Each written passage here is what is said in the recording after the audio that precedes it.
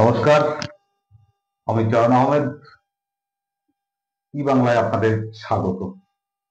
স্বাস্থ্য কথা অনুষ্ঠানে আজকে আমাদের অতিথি বিশিষ্ট শিশু surgeon, associate professor doctor Tapanjyoti Ghosh. Doctor Ghosh, আপনাকে স্বাগত। ডক্টর ঘোষ, আজকে আমাদের যে বিষয় স্বাস্থ্য কথায়, সেই বিষয় হচ্ছে আনডিসেন্ডেড টেস্টিস। আনডিসেন্ডেড টেস্টিস নিয়ে আজকে আমাদের আলোচনা। এই রোগটি আসলে কি, কেন হয়, এর চিকিৎসা পদ্ধতি বা কি, সেই বিষয় নিয়ে সব বিস্তারে আজকে আমরা আলোচনা করব। এই আনডিসেন্ডেড টেস্টিস বলতে একটু বাংলায় বলে দিই, যে এই হচ্ছে যেটা যে জন্মগত যে শিশুরা মায়ের পেটে থাকে তাদের যে অন্ডকোষের সঠিকভাবে সেটা থাকে না, সেটাকেই বলা হয় আনডিসেন্ডেড টেস্টিস। এই নিয়ে কিন্তু আমাদের আজকের বিষয়। ডক্টর ঘোষ, আমি প্রথমেই যেটা জানতে চাইবো যে এই আনডিসেন্ডেড টেস্টিসটা আসলে আনডিসেন্ডেড টেস্টিস বলতে নর্মাল জায়গায় যে থলি বা স্কোটামের মধ্যে অন্ডকোষটা সিন্স বার্থ থাকে না। অন্ডকোষটা আইদার কোলভাগের মধ্যে বা পেটের মধ্যে থাকে, বা অনেক ক্ষেত্রে সুপারফিশিয়াল ইমিউনাল পাউচ বলে একটা জায়গায় থাকতে পারে, বা কিছু অ্যাবনর্মাল লোকেশনে থাকতে পারে, যেমন পেরিনিয়াল রিজিয়ন বা রুট অফ দা পেনিসে থাকতে পারে। এই যে আনডিসেন্ডেড টেস্টিস এর ইনসিডেন্স কেমন? Undescended testis incidence around 4 to 5% at birth. Term baby মানে 10 মাসে যারা ভূমিষ্ঠ হয়েছে তাদের ক্ষেত্রে। আর প্রিম্যাচিওর বাচ্চা হলে, মানে যেগুলো ধরুন 32 সপ্তাহ 34 সপ্তাহে ডেলিভারি হয়েছে, তাদের ক্ষেত্রে ইনসিডেন্স 20%-এরও বেশি হতে পারে। আপনার জন্মাবার পরে, মানে অন্ডকোষটা 20%-ও বেশি পেশেন্টদের 100 জনের অন্ডকোষটা থলির মধ্যে থাকে না, উপরে থাকে। এবং এটা ইনসিডেন্সটা 12 সপ্তাহ বাদে টার্ম বেবির ক্ষেত্রে ওটা কমে দাঁড়ায় ইনসিডেন্সটা 1 to 2%, মানে 100 জনের 1 থেকে 2 জনের। এই যে ইউডিটি অর্থাৎ আনডিসেন্ডেড টেস্টিস, এর ক্ষেত্রে অন্ডকোষ কোথায় কোথায় থাকতে পারে? এদের ক্ষেত্রে অন্ডকোষ আপনার ইমিউনাল ক্যানেল বা কোলভাগে থাকতে পারে, ডিপ রিং এর কাছে থাকতে পারে, বা পেটের মধ্যে থাকতে পারে, সুপারফিশিয়াল ইমিউনাল পাউচে থাকতে পারে, বা অলরেডি যেটা বললাম পেরিনিয়াল রিজিয়ন কিংবা রুট অফ দ্য পেনিসে থাকতে পারে, সেগুলো ও থাকতে পারে, মানে অ্যাবনর্মাল লোকেশনে থাকতে পারে।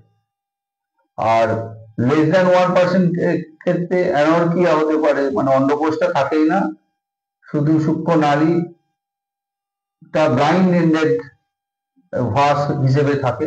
সেটা পেটের মধ্যেও থাকতে পারে, বা কোলভাগেও থাকতে পারে, বা থলির উপরের দিকেও থাকতে পারে। এই মায়ের পেটে যখন থাকে সেই শিশুগুলো, সেক্ষেত্রে অন্ডকোষটা কোথায় থাকে এবং কিভাবে নিচে নামে? অন্ডকোষগুলো বাচ্চা যখন মায়ের পেটে খুব আর্লি স্টেজ অফ গ্যাস্ট্রেশনের ক্ষেত্রে অন্ডকোষটা থাকে পেটের নিচের দিকে, এবং সেটা গুবার্নিকুলাম বলে একটা মাস্কুলাস স্ট্রাকচারের ইলংগেশন এবং মাইগ্রেশনের জন্য অন্ডকোষটা আস্তে আস্তে নেমে কোলভাগ বা ইমিউনাল রিজিয়নে আসে, তারপর পিউবিক টিউবালকে ক্রস করে শেষ পর্যায়ে ভূমিষ্ঠ হওয়ার আগে থলিতে এসে পৌঁছায়। এবং এই অন্ডকোষ যখন নামে এবং গুবার্নিকুলামের মাইগ্রেশন হয়, অন্ডকোষের সাথে একটা পেটের পেরিটোনিয়াল ক্যাভিটি থেকে একটা প্রসেসাস ভ্যাজানালিস বলে জিনিস, ওটা সঙ্গে সঙ্গে যায়, এবং সেটাই একটা পরবর্তীকালে আনডিসেন্ডেড টেস্টিসের সাথে একটা হার্নিয়া থাকতে পারে। সেটা খুব বড় হতে পারে, বা মাইনর ভ্যারাইটি থাকতে পারে। এরকম একটা বিষয় জানতে চাইবো, যে এই যে অন্ডকোষ যে নামে, তার নামার পিছনে হরমোনের কোনো ভূমিকা থাকে? হরমোনের ভূমিকা হিসেবে গোনাডস থেকে প্রথম যে হরমোন বেরোয় সেটা হচ্ছে মোলেরিয়া ইনহিবিটিং সাবস্টেন্স, এবং পরবর্তীকালে অন্ডকোষ নামার ক্ষেত্রে আমাদের যে মেল হরমোন টেস্টোস্টেরন এবং ক্যালসিয়াম জিন রিলেটেড পেপটাইডের ডেফিনিট রোল আছে। ডক্টর ঘোষ, একটা বিষয় জানতে চাইবো আপনার কাছ থেকে। এই রোগের ক্ষেত্রে দেখা যায় যে অ্যাসেন্ডেড টেস্টিস আর রিট্রাক্টাইল টেস্টিস বলে দুটো কথা শোনা যায়। আহ, এইটা অ্যাসেন্ডেড টেস্টিস বা রিট্রাক্টাইল টেস্টিসটা আসলে কি? যে বাচ্চাগুলোর অন্ডকোষ জন্মগতভাবে থলিতে থাকে না এবং পরবর্তীকালে প্রথম 3 মাসের মধ্যে অন্ডকোষ নেমে থলিতে আসে, এগুলোকে যদি পরবর্তীকালে ফলো আপ করা হয়, অনেক ক্ষেত্রে ইনফ্যান্সির পর বাচ্চা যতটা লম্বা হয় সেই অনুযায়ী অন্ডকোষের যে স্পার্মাটিক কর্ড থাকে সেইটা সেরকম ভাবে লম্বা হয় না। তার ফলে কি হয়, টেস্টিসটা আবার আস্তে আস্তে উঠে প্রথমে থলির উপর দিকে চলে আসে এবং অনেক ক্ষেত্রেই আপনার কোলভাগে চলে যায়। এই ধরনের টেস্টটাকে বলে অ্যাসেন্ডেড টেস্টিস। এবং অ্যাসেন্ডেড টেস্টিসের ক্ষেত্রে যদি কোলভাগে চলে যায় সেক্ষেত্রে পরবর্তীকালে 8-10 বছর বয়সে অনেক ক্ষেত্রে অপারেশন করতে হয়।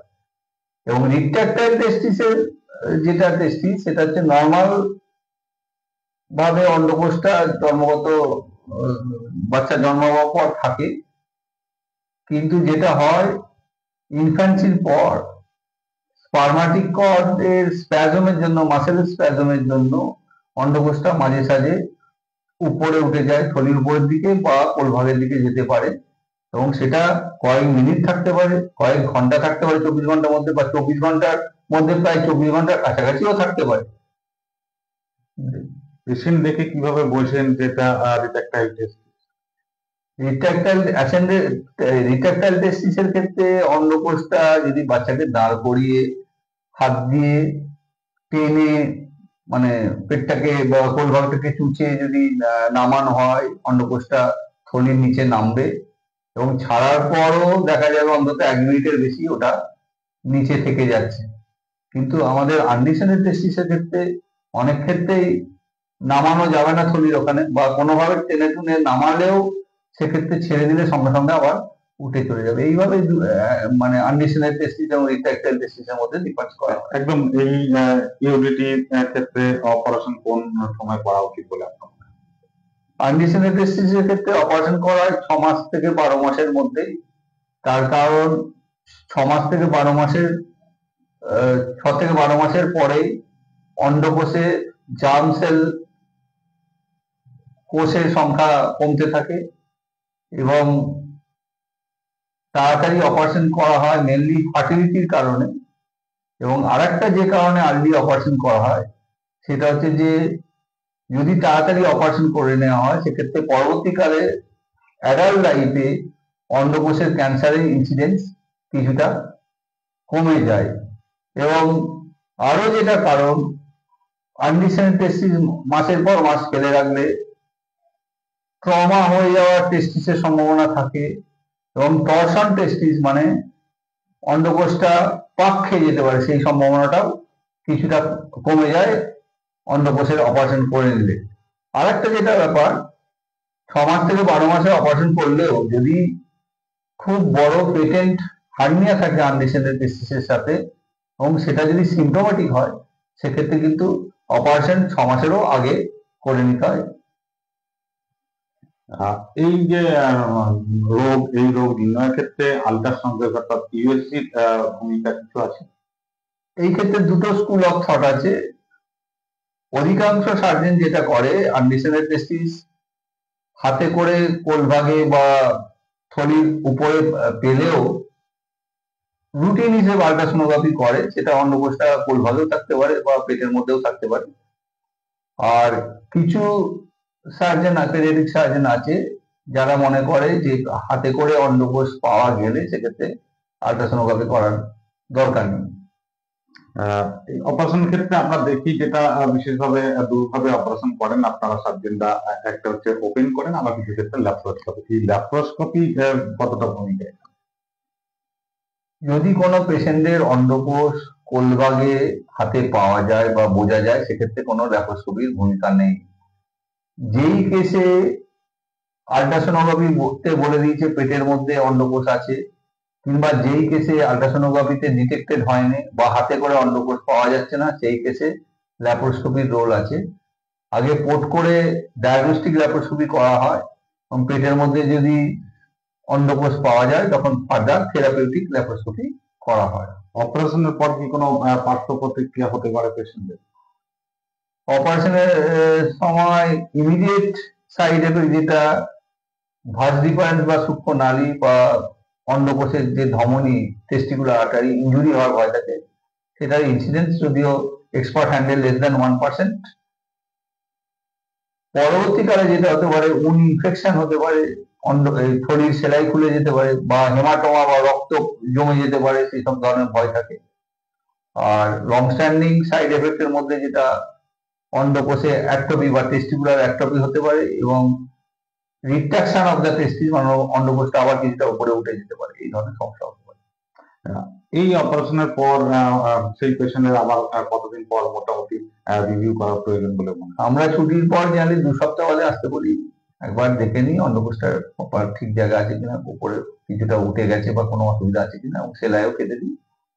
আর 6 মাস বাদে আবার আসতে বলি, দেখি যে অন্ডকোষটা ঠিক জায়গায় আছে কিনা এবং অন্ডকোষের কোনো ছোট হচ্ছে কিনা বা টেস্টিকুলার অ্যাট্রফির কোনো সাইন আছে কিনা, সেগুলো আমরা দেখে নিই। অসংখ্য ধন্যবাদ ডক্টর ঘোষ, এতক্ষণ আমার সঙ্গে সময় দেওয়ার জন্য। এতক্ষণ আপনারা যারা শুনছিলেন দর্শক,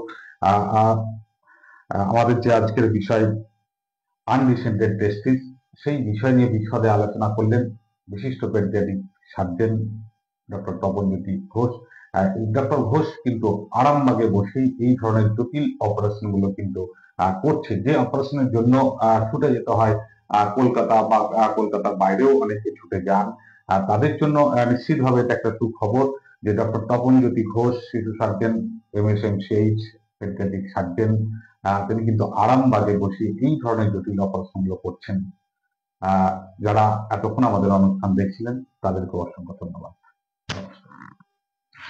নমস্কার।